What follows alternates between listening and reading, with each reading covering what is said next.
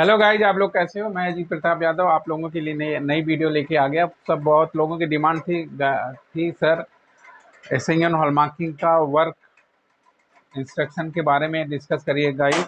तो आज मैं वीडियो लेके आ गया। पहले रिसेप्शन से स्टार्ट करूँगा। Work of receiving and delivery incharge. Work of receiving and delivery incharge.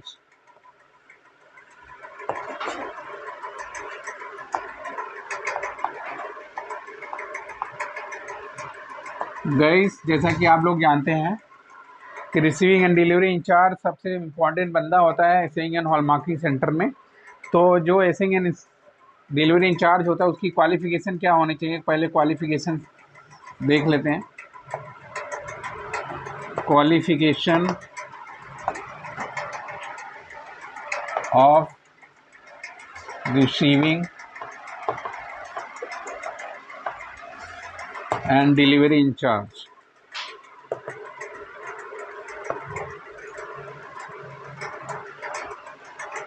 जो रिसीविंग एंड डिलीवरी इंचार्ज की क्वालिफिकेशन होनी चाहिए गाइस, वो क्या है? 10th +2 पास होना चाहिए। 10वीं या 12वीं पास होना चाहिए। 10वीं पास हो या 12वीं पास हो, 10वीं पास हो या 12वीं पास हो, प्लस उसके पास plus basic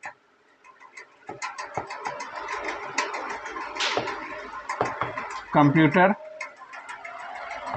knowledge.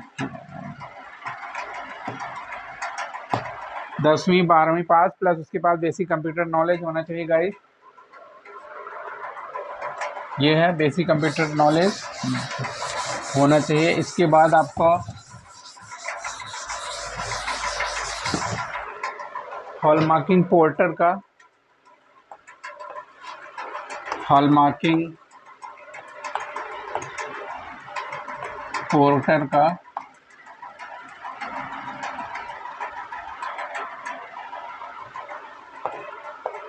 Hallmarking porter operation भी आना चाहिए। हॉलमार्किंग पोर्टर ऑपरेशन मतलब मानक हॉल WW मानक पोर्टल का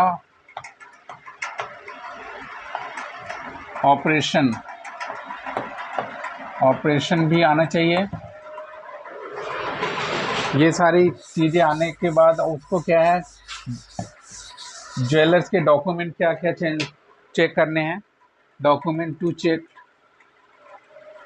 सबसे पहला जब वो हॉलमार्किंग सेंटर में आएगा अपनी जॉब पे, जैसा कि आपका वर्किंग आवर्स क्या होता है, working hours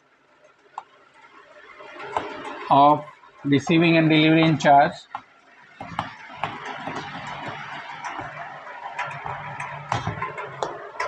and delivery in charge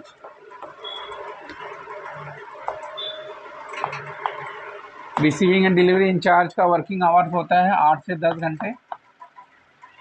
8 to 10 hours वो काम करता है। 8 to 10 आवर्स में काम करने के बाद वो क्या क्या करना, सबसे पहला काम उसका है कि लुक द सेंटर क्लीनिंग। पहले देखना है क्लीनिंग है कि नहीं, सेंटर के क्लीनिंग है प्रॉपर कि नहीं, उसको देखना है। इसके बाद क्लीनिंग करने के बाद देखना है उसका एसी ऑन है कि नहीं, एसी ऑन है कि नहीं देखेगा। एयर कंडीशनर ऑन है कि नहीं, एसी ऑन है नहीं तो switch on the AC, switch on the AC. AC चलवाएगा सारे सेंटर में। एक्सआरएफ लेजर और बैलेंस रूम का एसी ऑन है कि नहीं, ये सारा देखेगा सेंटर में आने के बाद। फिर उसके बाद अपना तीसरा क्या काम करेगा, उसके पास एक बैलेंस होता है, being balance. Reception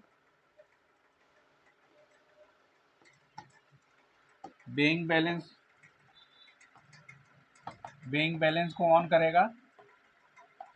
being balance को ऑन करेगा, रिसेप्शन बेइंग बैलेंस ऑन, और adjust the sprit level. Balance में एक स्प्रिट लेवल होता है। स्प्रिट लेवल इसलिए होता है कि बैलेंस हॉरिजॉन्टली बैलेंस है कि नहीं बैलेंस है, उसको देखने के लिए स्प्रिट लेवल क्या हमेशा सेंटर में होना चाहिए। ये गोला होता है स्प्रिट लेवल, एक इसमें एक स्प्रिट होता है, यहाँ पे एक सर्कल बीच में होना चाहिए, तो मतलब आपका बैलेंस क्या है, हॉरिजॉन्टली बैलेंस है। तो ये है। और बेसिक क्वेश्चन क्या पूछे जाते हैं जब भी ऑडिट होती है, during audit, receiving delivery incharge से क्या क्या क्वेश्चन पूछे जाते हैं, उसका कस्टमर से क्या क्या डॉक्यूमेंट लेना होता है। तो सबसे पहले डॉक्यूमेंट कलेक्शन, फिर आ जाते हैं document collection from the customer,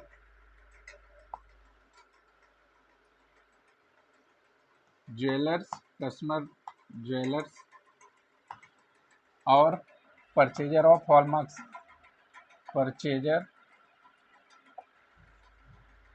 hallmark jewellery.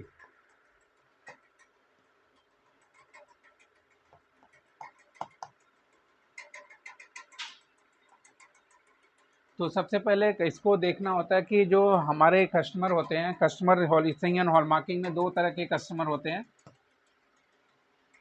उसको पहले कस्टमर आइडेंटिफाई करना पड़ेगा कौन सा कस्टमर है। एक तो है BIS लाइसेंसी ज्वेलर,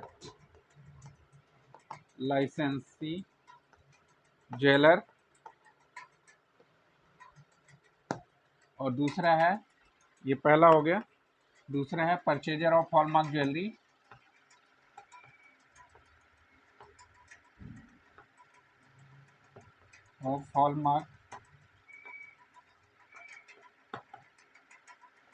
ज्वेलरी कंज्यूमर, इसको क्या बोलते हैं, कंज्यूमर भी बोलते हैं। और दो BIS ज्वेलर दो तरह के हो सकते हैं, एक BIS ज्वेलर दो तरह के होते हैं, एक BIS लाइसेंसी ज्वेलर और एक नॉन लाइसेंसी ज्वेलर। ऐसा कोई भी ज्वेलर किसे बोलते हैं, ऐसा कोई भी बंदा जो क्या है ज्वेलरी के बिजनेस में है, ज्वेलरी का बिजनेस करता है, उसको बोलते हैं ज्वेलर। और BIS लाइसेंसी ज्वेलर किसको बोलते हैं, ऐसा व्यक्ति जिसके पास क्या है, हॉलमार्किंग को सेल करने के उसके पास लाइसेंस हो, उसको बोलते हैं BIS लाइसेंसी ज्वेलर। तो BIS लाइसेंसी ज्वेलर इसकी हम क्या है, टेस्टिंग एंड हॉलमार्किंग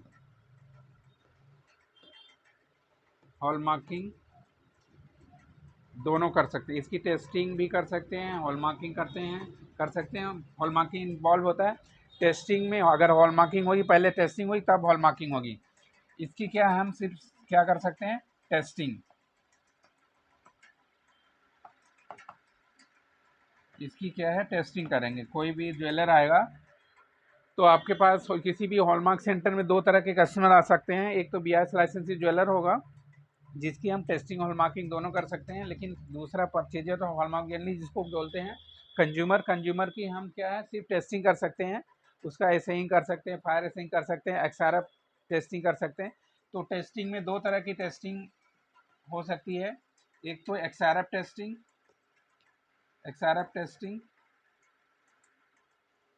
इसको ऊपर लिखते हैं गाइस। तो गाइस ना समझ आ गया है तो मैं आपको इसको मिटा देता हूँ। तो हॉलमार्क सेंटर पे टेस्टिंग कितने तरह की होती है, टेस्टिंग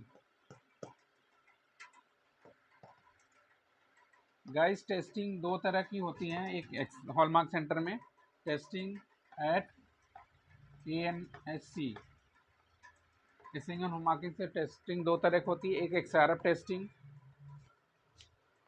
टेस्टिंग, दूसरा फायर एसेइंग।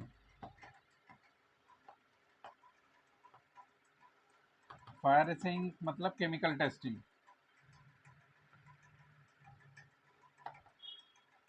Chemical testing. तो ये जो फायर एक्सआरएफ टेस्टिंग होता है इसको बोलते हैं non destructive testing, non destructive testing, और इसको बोलते हैं डिस्ट्रक्टिव टेस्टिंग।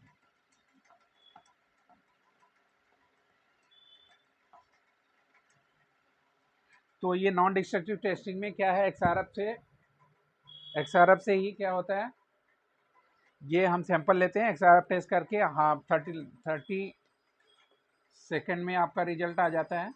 और ये क्या है, रिलायबल टेस्ट नहीं है, स्किन टेस्टिंग ही करता है। सबसे ये रिलायबल टेस्ट ये है फायर एक्सटिंग। इसमें क्या है 7 to 8 आवर्स का टाइम लगता है and it's depend on the number of sample.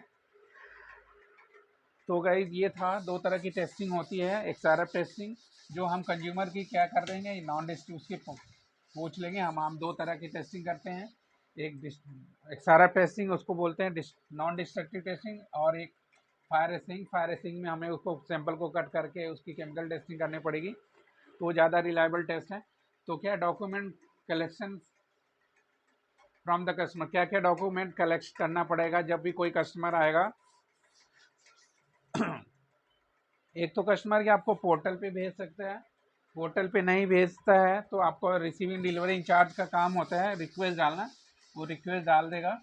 Request डालने से पहले क्या क्या डॉक्यूमेंट कलेक्ट करेगा, पहला authority letter, letter from the honour,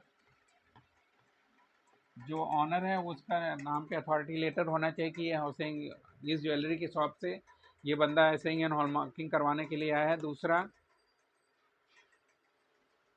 issue voucher, issue voucher, इसी वाउचर में क्या है, details of the jewellery, details of the jewellery, detail of the jewellery में क्या आएगा, मतलब इसमें types of jewellery, types of jewellery, और टाइप्स ऑफ ज्वेलरी जैसे मतलब एग्जांपल बैंगल्स, एग्जांपल क्या है बैंगल, बैंगल कितने हैं, रिंग कितनी है, टॉप्स कितनी है, और इनकी क्वांटिटी चेक लिखा होना चाहिए, क्वांटिटी, वेट इसका होना चाहिए। इशू वाउचर पे क्या क्या डिटेल होनी चाहिए, ये इसको थोड़ा साफ साफ लिखते हैं। इशू वाउचर में डिटेल होनी चाहिए, पहला ए पार्ट मतलब types of jewellery, types of jewellery, types of jewellery मतलब बैंगल है तो बैंगल लिखा होना चाहिए, रिंग है तो रिंग लिखा होना चाहिए, टॉप्स है तो टॉप्स लिखा होना चाहिए, ये लिखना चाहिए। टाइप्स ऑफ आर्टिकल क्या है वो डिटेल होनी चाहिए। फिर बी पार्ट में दूसरा क्या होना चाहिए, नंबर, नंबर ऑफ पीसेस, कितने क्वांटिटी है, नंबर पीसेस मतलब क्वांटिटी, क्वांटिटी कितनी है, 100 है, 200 है, 250 है, 500 है, इस तरह से उनके नंबर बताना होता है। सी पार्ट में बाउचर का पार्ट में क्या होना चाहिए, प्योरिटी, पहला वेट, इसके बाद वेट होना चाहिए, वेट कितना है, वेट ऑफ द आइटम कितना है। फिर डी पार्ट में आपका है प्योरिटी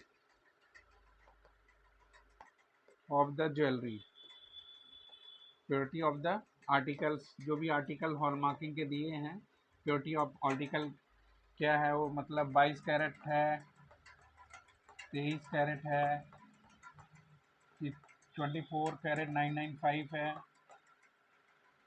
या 18 कैरेट है, 14 कैरेट है, 20 कैरेट है, ये सारी डिटेल उस पर लिखी होनी चाहिए। और नेक्स्ट नंबर पे आता है आपका डी। नेक्स्ट पार्ट है रिमार्क। कोई अब अगर रिमार्क है लिखा होना चाहिए फॉर, रिमार्क में क्या लिख सकते हैं, फॉर हॉल मार्किंग, अगर हॉल मार्किंग के लिए है। अगर टेस्टिंग के लिए है तो फॉर टेस्टिंग लिख सकते हैं, फॉर टेस्टिंग। ठीक है, ये दो रिमार्क हैं। इशू वाउचर चेक करना है। अथॉरिटी लेटर पहला था, अथॉरिटी लेटर, फिर इसके बाद आपका इशू वाउचर चेक करना था।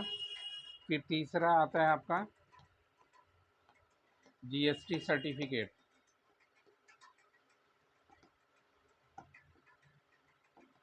जीएसटी मतलब होता है goods and services tax, goods and services tax, goods and services tax लेना होता है। अब इसके बाद आपका अथॉरिटी लेटर हो गया, इशू वाउचर हो गया, जीएसटी सर्टिफिकेट हो गया, ये डॉक्यूमेंट है और डिटेल ऑफ जल्दी सबको मिल जाएगी। फिर इसके बाद इसका काम होता है रिसीविंग एंड डिलीवरी इंचार्ज का, कि टर्म एंड कंडीशन बताना है, term and condition for accepting jewellery. Receiving delivery incharge ने अपना, उसके पास बैलेंस होता है